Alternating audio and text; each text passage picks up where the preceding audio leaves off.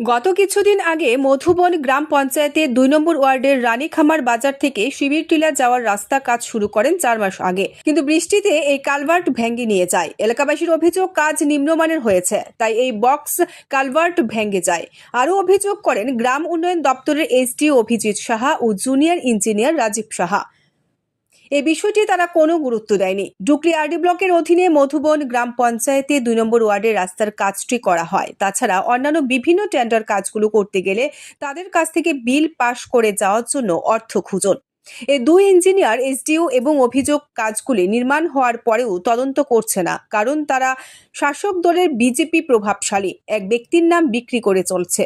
এলাকাবাসী দাবি করেন অন্য বিভিন্ন গ্রাম উন্নয়নের কাজগুলি সঠিকভাবে নির্মাণ করা হোক, যার ফলে ২ নম্বর ওয়ার্ডের বক্স কালভার্টটি না হওয়ায় সাধারণ মানুষের সমস্যায় ভুগতে হচ্ছে প্রতিনিয়ত।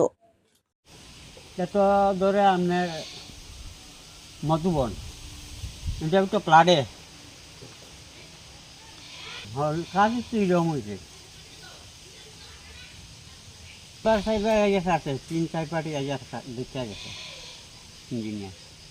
তারা কী হয় এটা তো আমি আর শোনাত না। হ্যাঁ, দেখা দেখতে গেছে, তারা ম্যাপ করে নিছে, মাপিয়া নিছে সব কিছু।